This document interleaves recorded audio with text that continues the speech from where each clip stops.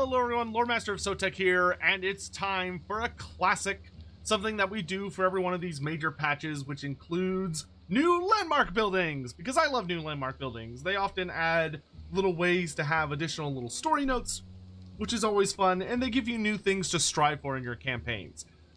I can say with confidence that there's never enough landmarks, at least in the public build. There are definitely some mods I'll give you debatably too many landmarks, but there are several new ones that we're going to explore in this video for the dwarfs, Nurgle, and the Empire. I will say I will be going over all of the ones that I'm aware of, but you know, the Immortal Empires map is quite freaking large, so there is a reasonable chance that there may be some that I missed. So, you know, feel free to make a note down in the comment section if you've seen some other content creators find ones that I missed, or if you discover some on your own. But in any event, we're going to start with the dwarfs today. For all of these factions, it was fairly minor, I would say, overall, how much new landmarks they got. They definitely got some, but not as many as I would have liked, but that's always kind of the eternal struggle. For the dwarves, is actually quite easy because instead of having to look around for all of them like crazy, the new ones are contained within the Great Book of Grudges. So there are, I believe, 2 major new landmarks that are included. I lied, there are 3 major new landmarks that are included. So we have a new unique landmark building in Val's Anvil. Most notably, they are referring to the Val's Anvil in Ulthuan, not the Val's Anvil in Nagaroth, not to be confused. The thing about all 3 of these landmark buildings I'm about to show you, however, is you can't just build them. In order to construct them, you do actually have to complete the grudge in question. So for instance, for the High Elf one, you actually have to take control of Lother and Tor Yvris and the Gain Vale, and you also have to wipe out Avalor and Yvris and Etain. So you have to go punch the elves as hard as you can in the nuts. Meanwhile, there's also one of the Oak of Ages that requires you to wipe out the playable Athel Loren factions, and also to conquer the entirety of Athel Loren. And then the last one, which is the easiest one to get in my opinion, requires you to occupy the Silver Pinnacle and simply build the sealed tombs, which unlocks the big version. So we'll start there because it's the simplest. So if we activate our handy dandy little button here, huzzah, we can see. So by opening this, you have the sealed tombs, which is the basic version, and this triggers kind of the main impetus for that particular grudge, which is that you seal off the tombs, and this will trigger an event where the undead will make a considerable effort to try and stop you from properly reclaiming the hold and sealing the ancestral tombs. Should you survive this wave of undead, you will be able to build the larger version, which gives you 800 income per turn, immunity to vampiric attrition faction-wide, plus 25% hero success chance for all characters, which is pretty damn good, and also lowers vampiric corruption. So that is a solid reward at a humble tier 3 for banishing the vampires. Meanwhile, if we turn our attention to the elves of the forest, we see that the Oak of Ages has a unique landmark building that once again requires you to conquer all of Athel Loren and wipe out these 2 pesky nerds of Orion and Durthu. And in exchange for all that, you get the only building you can build in the Oak of Ages is the dwarfs, which is the lumber camp. So this gives you 100 timber per turn, because of course it does. You're just going to turn the Oak of Ages into a big logging tree. But you also get minus 10% construction cost faction-wide, which is quite nice.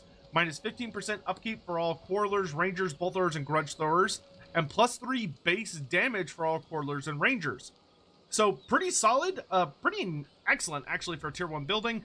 But when it stacks with all of your techs and also your various lord effects, can actually get quite spicy. It combos very, very nicely with all the other things you're going to be up to. And then the last one, of course, is what is going on in Ulthuan, which if we fly over there, there is a unique building waiting for you in Val's Anvil here on the tip of Ulthuan. which is that you could build a super fancy tier 4 structure that takes a lot to do, but it will give you 50 oath gold per turn, the Hall of Dragons. It will give you 20 exotic animal production per turn, but most importantly, it will just constantly pump out new ancillaries every 5 turns, which for those that maybe aren't aware of like the language, ancillaries are these guys. So the place where you get to, for dwarfs, that includes some runes, it includes like the random followers you can get, the runic banners, all that other stuff. Those are all included as ancillaries, so it'll just constantly generate new ones on a regular basis, which is quite nice. And based on my experience, kind of looking around and checking as much as I can on the map, to my understanding, those are the only new structures for the dwarfs. So without further ado, we'll go ahead and leave the brave Dawi behind. Granted, there have been some alterations to some of their older buildings to go along with like new units and stuff. So like, some of the new DLC units are included in certain structures, and like the Slayer Shrine is doing a lot more. Once you have all the DLC units added, it really gives you some pretty crazy bonuses for all your slaves, which is lovely. But in any event, we're going to turn away from the dwarves and turn our attention over to the Empire. And welcome back to the Empire. So we're going to keep things moving with taking a look at the landmark changes for the Empire as a whole. The Empire has had a lot of different building changes, but I'll have a different video that you can go watch for that. I'm just here to focus mostly on the landmarks. So they did one really cool thing that's kind of all over the place, which is really fun. And then there are one new landmark of note that we'll look at after that. So what you'll see here is that in Altdorf, as well as anywhere else where there was a knightly order building, they have changed how the knightly order buildings work. Because the first thing is that you'll notice you're able to recruit any of the knights that exist in the game just by building the normal tree. Like the Knights of the Blazing Sun are no longer locked to Talabheim, for instance. But if you track down kind of their respective chapter house, so to speak, and you upgrade it, you get some really cool benefits. So for instance, if you build up the Reiksguard stables, you obviously unlock Reiksguard, you get +1 recruit rank for them faction wide, and you get one of them in the garrison, as well as getting cheaper recruitment for them in this region. But if you big upgrade them, you get some sexy stuff. So you get -5% upkeep for all knight units. Well, at least the like regular knight units, not the electric count units. You then get -35% recruitment cost for Reiksguard in this region, but +3 recruit ranks for Reiksguard faction wide, which is quite sexy. -1 turn for Reiksguard unit in this province, and then devastating flanker for all Reiksguard units faction wide. So you get additional abilities on your Reiksguard in addition to them being faster, stronger, and cheaper, which is just excellent. You also get another one of them in the garrison. Meanwhile, if you turn your attention over to Karlberg, you have the Knights Panther stables, which is kind of functionally being treated as just the regular Empire Knight stable, even though I desperately hope we'll get actual Knights Panther as a unit at some point. But here you can see it's the exact same thing, right? It lets you recruit them, it adds 1 to the garrison, you get +1 recruit faction wide, and then recruitment cost reduction. And here, once again, you get the exact same thing, where you get cheaper upkeep, much cheaper recruitment in that region, +3 recruit rank faction wide, and then 15% extra missile block chance on all of your Empire Knights, which is very good, and also bumps the garrison to 2. So functionally, that is going to take your Empire Knights from a bronze shield up to a silver shield, or close to a silver shield at least. I believe it just takes you to a silver shield. But having those two buildings together is great, because not only is it buffing all of your Knights faction wide, but now you're going to be at -10% upkeep if you have the Reiksguard building and the Knights Panther building, which is great. Over in Talabheim, you'll see, once again, the exact same thing, where you have the Blazing Sun stables, which does exactly what we've been talking about. It lets you recruit knights, gives you a garrison of knights, +1 rank, and -15 recruit. However, if you get the upgraded one, it does the exact same thing as the Reiksguard building did, where you get -5% upkeep to all knights, cheaper recruitment, plus the recruit ranks, faster recruit, but you get flammable attacks on all of your Knights of the Blazing Sun, which of course, since they deal fire damage, means they're going to deal a considerable amount of bonus damage, which is absolutely fantastic, and also doubles the garrison of Knights of the Blazing Sun. And then you have the new Knight stable, which is absolutely wonderful, which is centered in Nuln. So you have the Black Rose stables, which gives you access to the new Knights of the Black Rose units, in addition to them being on the regular Knight tree. And then you can get the Black Rose chapter house, which does the same thing as all the others, but its unique gimmick is you get Iron Resolve for the Knights of the Black Rose, which means that they cannot die so long as they are above 50% health. So even if they're being shot by cannons or smacked by giants or really powerful spells, as long as the unit's health bar is above 50%, none of the knights can die, which is absolutely fantastic. And that does it for the regular Empire, but there are some new buildings to help out Mr. Balthazar Gelt on his new journey over in Grand Cathay.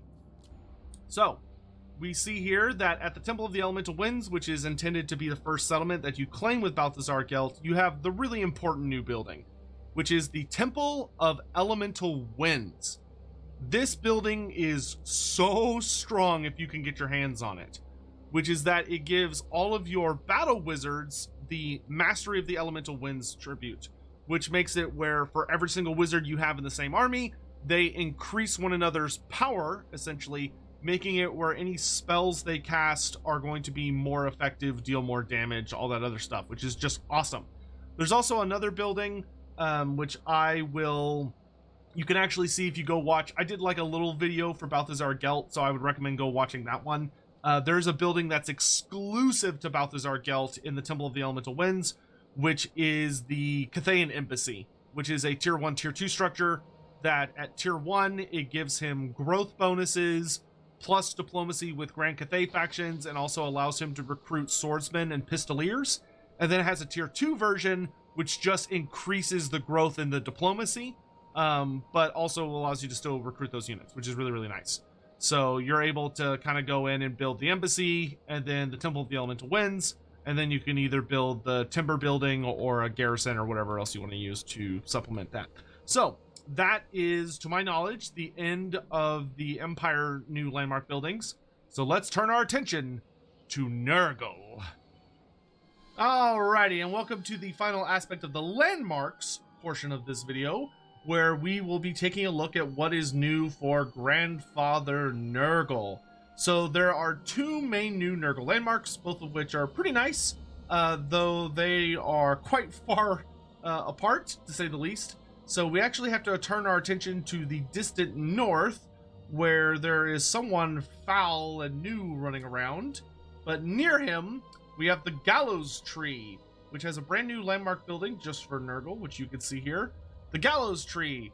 This gives a plus 5% bonus chance for all of your plagues spreading faction-wide, which is fantastic. Plus 5 Nurgle corruption in that region/province. And then it lowers the immunity for all future plagues faction-wide, which is incredible. So that makes it where all enemies in the entire game, normally they have a base immunity of 5 turns. So once they get a disease and the disease wears off, they have 5 turns where they cannot be affected by any more diseases. And you are able to reduce that up to 3 times, down to a minimum of 2 turns. However, if you get the Gallows Tree, you knock it down to a maximum of 4 turns, and you can still put 3 points into it to lower it down to an immunity of 1 turn, which is a pretty big deal. Of course, being potentially able to combine that with other techs. And then the last new building that you'll find for Nurgle is way over in the city of Nuln, of course, where Tarmacon's great saga ends. And here you find the Throne of Chaos. And the Throne of Chaos gives 40 infections per turn, 750 gold per turn, plus 3 control faction wide, and gives you diplomacy buffs with all chaos factions, in addition to a great unclean one being added to the garrison. Ain't that just lovely? So to my knowledge, though I'm going to check one thing a little bit, but, you know, as far as you're aware, this is probably the end of the landmark portion of this video. We're going to go ahead and jump into defeat traits. I'm going to check one additional thing, but if you don't hear me talk about it after this, then it turned out to be nothing. So without further ado, let's head into what I think will be the defeat traits for the 4 new legendary lords coming to Total War Warhammer 3. So I am back, and we are not doing the defeat traits because I'm pleased to report that the Throne of Chaos is actually a major landmark building for all of the Chaos factions.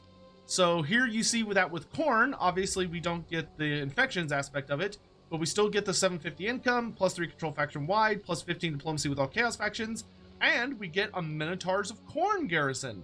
I figured it would be a bloodthirster since the other Nurgle got a great unclean one, but yeah, I guess it's a little more Nurgly. So I'll look into the other gods and the other Chaos factions, and I would just assume that it's just going to be the same thing of income, control, and diplomacy with a themed garrison.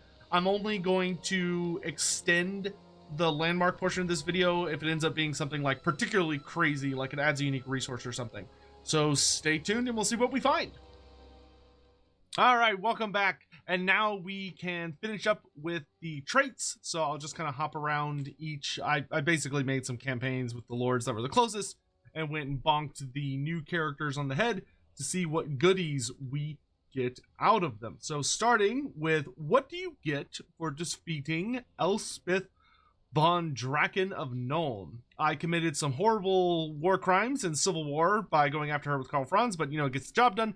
And we can see here that I have a rose by any other name, which gives you plus 5% explosive missile damage and plus 10% missile explosion radius.